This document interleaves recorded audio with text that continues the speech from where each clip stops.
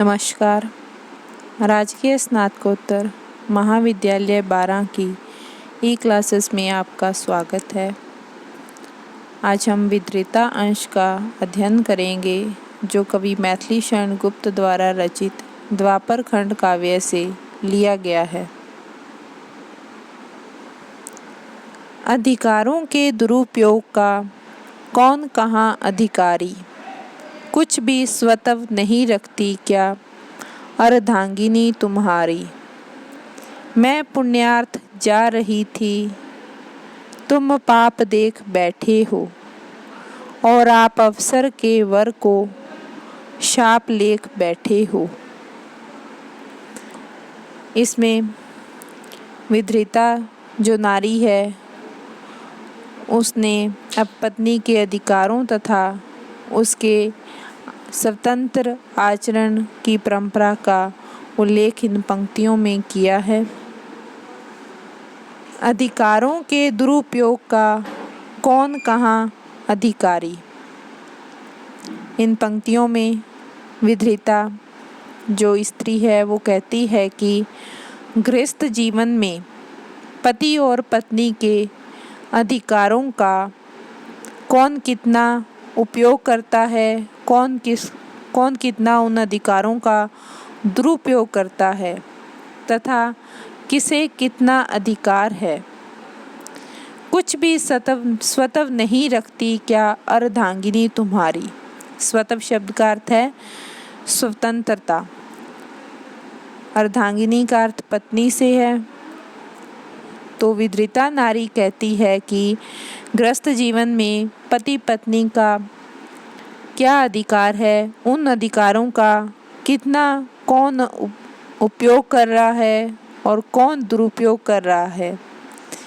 इस सब का उसे कोई स्वतंत्र अधिकार नहीं है। क्या पति पत्नी के अधिकारों का किसे कितना अधिकार होना चाहिए, इस विचार में, इस धारणा के बारे में क्या एक पत्नी होने के नाते मेरा कुछ भी अधिकार नहीं है। मैं पुण्यार्थ जा रही थी, तुम पाप देख बैठे। विद्रिता नारी कहती है कि मैं तो पुण्य लाभ के लिए ही जा रही थी, लेकिन तुमने उसे स्वेच्छाचार समझा।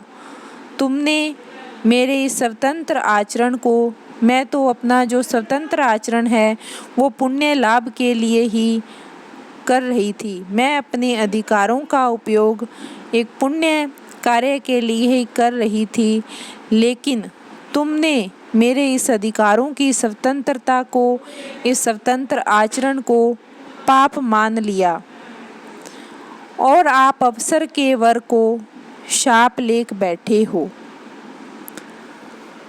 और विद्रिता नारी अपने पति से कहती है कि तुमने मेरे इस अवसर को, मेरे इस पवित्र अवसर को, मेरा ये अवसर जो था एक वरदान की तरह था, तो तुमने मेरे इस अवसर को अपने अविश्वास और शंका पूरित आचरण के कारण एक शाप के समान इसे समझ लिया। और तुम्हारी ऐसी विचारधारा, तुम्हारा ऐसा सोचना मेरे लिए अत्यंत ही पीड़ादायक है। जिसमें पशु वध करते करते सूखा हृदय तुम्हारा, वीर मख मिटे और हे ईश्वर इन्हीं बालकों द्वारा। स्वयं स्वर्ग फल वाली भी उस लोलुपता का लय हो, कर्म हमारा क्षमता में हो, धर्म सुषमता में हो। इनमें विद्रिता नारी ने अपने पति के शंकाग्रस्त व्यवहार, उसके कठोर आचरण एवं दुर्व्यवहार को अनुचित बताया है। उन्हीं का जो वर्णन है वो इन पंक्तियों में है। जिसमें पशु वध करते करते सूखा हृदय तुम्हारा। इसमें विद्रिता नारी अपने पति से कहती है कि पशुओं का वध करते करते तुम्हारा जो हृदय है वो कठोर हो गया है। अर्थात तुम्हारे हृदय में मानवीय भावनाएं लुप्त हो गई हैं। निरंतर हिंसा करते रहने से तुम्हारा हृदय कठोर हो गया है। वे मख मिटे और हे ईश्वर इन्हीं बालकों द्वारा। मख शब्द का अर्थ है यज्ञ। विद्रिता नारी अपने पति से कहती है कि ऐसे पशुवध वाले यज्ञ जो हैं वो समाप्त हो जाने चाहिए। हे ईश्वर, जिन यज्ञों में पशु बलि देनी पड़ती है वो यज्ञ समाप्त हो जाने चाहिए। केवल संतानोत्पत्ति से ही स्वर्ग के पुण्य फलों की आशा रखना, ऐसा नहीं होना चाहिए। ऐसी लोलुपता, ऐसा लालच जो है वो नहीं होना चाहिए।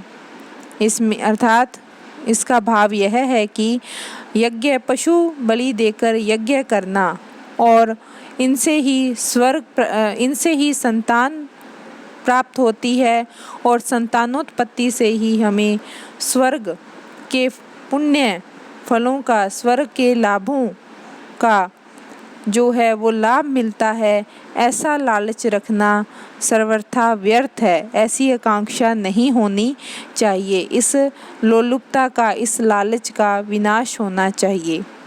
कर्म हमारा क्षमता में हो, धर्म सुसमता में हो। आगे विद्रिता नारी कहती है कि हमारा कर्म हमारी क्षमता से समन्वित होना चाहिए, धर्म के अनुरूप होना चाहिए और सभी के प्रति समान भाव रखने वाला होना चाहिए। अर्थात हमारा कर्म और धर्म ऐसा हो जिससे जीवन सुखमय बन सके और हम अपने सामाजिक परंपराओं का निर्वाह कर सकें। कीमा कटता नहीं पाप भी, जब तक रहे अधूरा, हो निषिद्ध भी सांग सिद्ध यह यज्ञ तुम्हारा पूरा। नाचे गावें सुरांगनाएं, आवें इंद्र पधारें, मेरे आश्रय तो उपेंद्र ही, तारें और न तारें। इन पंक्तियों में विद्रिता नारी अपने पति के आस्थाहीन व्यवहार पर प्रहार करती है, आक्षेप लगाती है। उन्हीं का चित्रण इन पंक्तियों में है। कीमा कटता नहीं पाप भी, जब तक रहे अधूरा।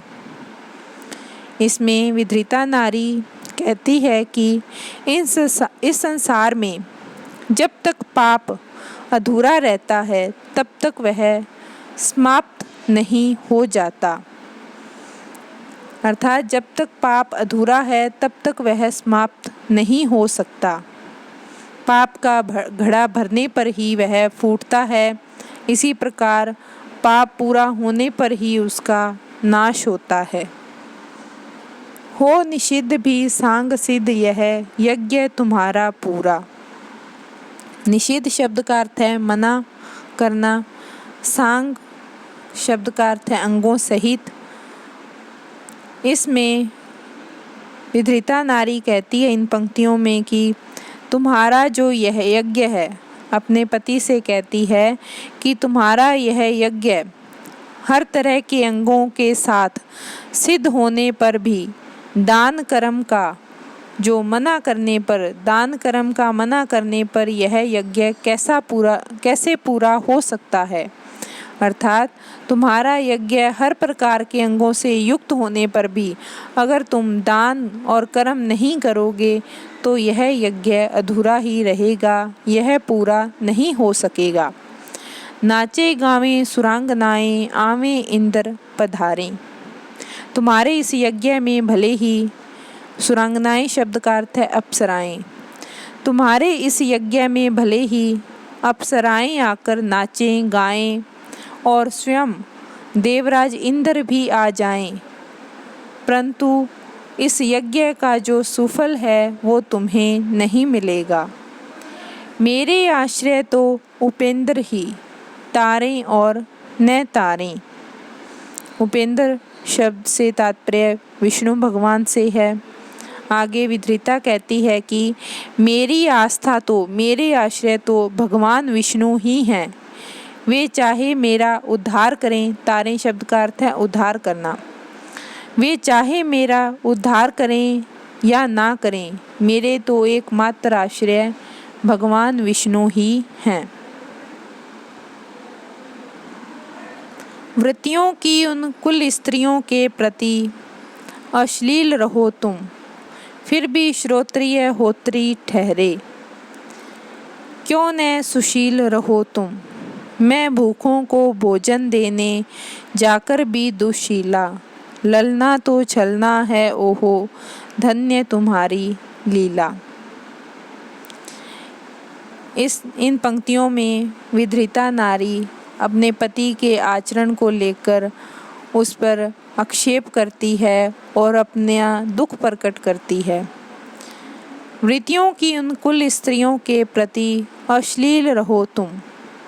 विधृता नारी कहती हैं कि पवित्र आचरण करने वाले ब्राह्मणों की, पवित्र आचरण वाली स्त्रियों के प्रति तुम अश्लील व्यवहार कर रहे हो, उन पर अनावश्यक ही अधर्म का आरोप लगा रहे हो। फिर भी श्रोत्रिय होत्री ठहरे, क्यों न सुशील रहो तुम। श्रोत्रिय होत्री शब्द से तात्पर्य हवन करने वाले वेद पाठी ब्राह्मण से है, जो हवन करता है।